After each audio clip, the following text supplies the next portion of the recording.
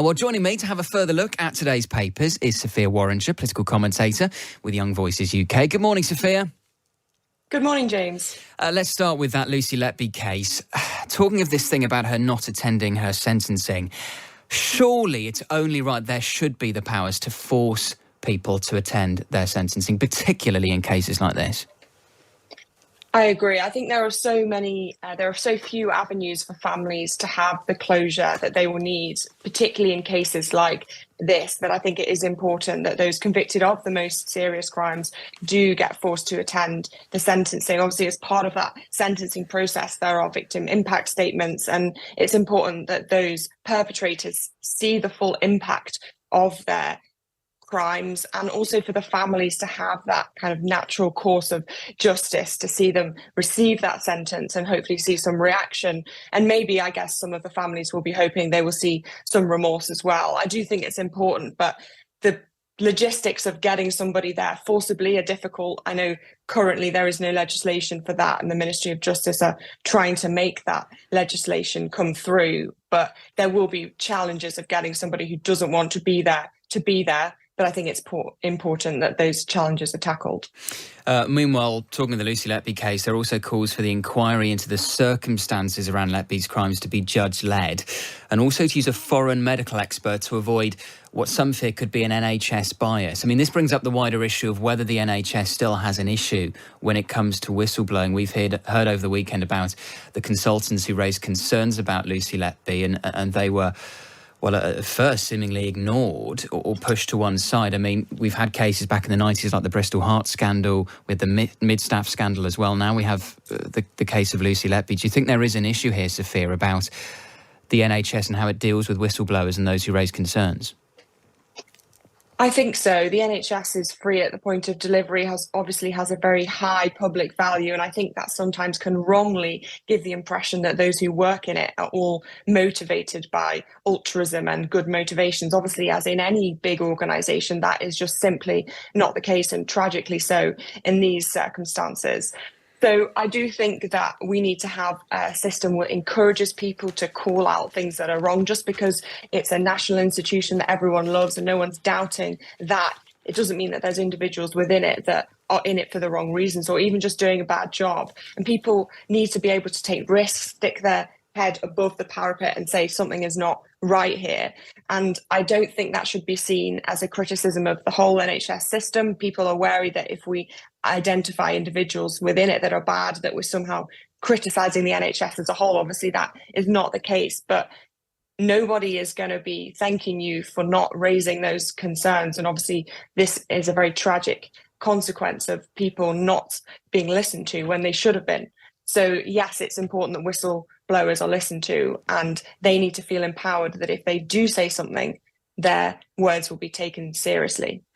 Meanwhile, The Times has a poll this morning saying that leaving the European Convention on Human Rights would cost the Tories votes. They say less than a quarter of the public think Britain should leave the ECHR. It's also found that pledging to leave at the next election would lose twice as many votes for the Conservatives as they would gain from the promise. There has been speculation in recent weeks, Sophia, as to whether Rishi Sunak may go into the next election, whenever that is, probably next autumn, with a pledge to leave the European Convention on Human Rights, to almost create a dividing line between the Conservatives and Labour. Where do you stand on that? Well, I think this polling is interesting because if you ask people, do you want to leave the ECHR, they'll say no, probably because they don't fully understand what it is. But if you explicitly make the link to its ability to deport illegal migrants and to have more control over the immigration system, I think it might be quite a different result, because we know for many voters, particularly those on the lowest incomes, this is a really key issue, the migration and particularly illegal migration issue. So I do think the government have to keep pulling new levers to try and see action on this. They've got to have a plan. Obviously, they are awaiting a Supreme Court judgment on the appeal that they've made about the Rwanda scheme, and they need to be seen to be moving forward with it. So I think it's really important that it is something that they grip, and whether that is through leaving the ECHR or through other means, it's important. But I guess the question now is what other means are still available. But also whether they see it as an electoral asset, whether they see it as something they can actually campaign on in the next election. And I suppose that depends on what ultimately their strategy is. Because if you are, for example, targeting the Red Wall voters who won Boris that big majority in 2019, then maybe, because Red Wall voters tend to be a bit more socially conservative, care very passionately about issues such as the small boats crisis, maybe the ECHR thing might work. But if you're focusing on defending so-called blue wall seats, for example, in the West Country, where your main challengers might be the Liberal Democrats, actually campaigning to leave the ECHR might cost you votes. So it depends really what the strategy for the Conservatives is. Who are they going for?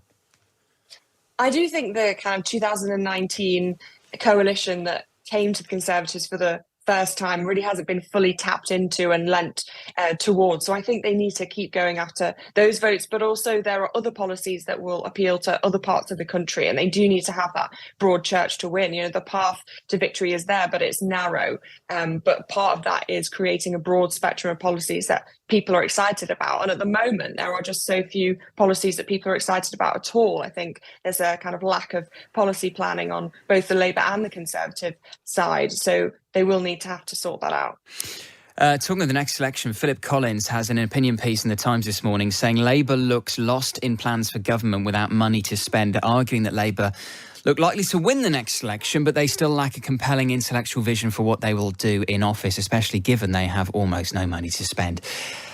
Some people are saying that Keir Starmer is trying to perfect the Ming vase strategy of just whatever you do, don't mess up, just carry the Ming vase across the threshold and enter Downing Street. But is that enough? Do they need to articulate some kind of compelling vision now? Labour will absolutely need more than just not being the Tory party to win the nation at the next general election. And I appreciate they've been light on policy, the Labour Party, as they try and keep that Ming vase from shattering. But really, the public are getting annoyed now. They need, I think, policy. They need something they can get behind as a vision. And I think the Labour Party are saying that, you know, there's no big ideas when there's no money in the bank. Well, there are lots of ideas. I think ideas are out there. They just need to go and find them. There's lots of things people are really concerned about. The labour market is a problem. There's lots of people not in work. There's lots of people not making the jump to work because they find it so unstable. There's lots of issues with childcare. There's so many things they could be gripping, taking with two hands, and they're just not. And I do think that is a problem. And I think Keir will find that just not being the Tories is not enough to get him over the line. And I want to see more inspiring policy articulation from him in the next months. Away from politics, Sophia, it's hard to look at the papers this morning without seeing lots of photos of the Lionesses. Obviously not the result we were hoping for. Were you watching?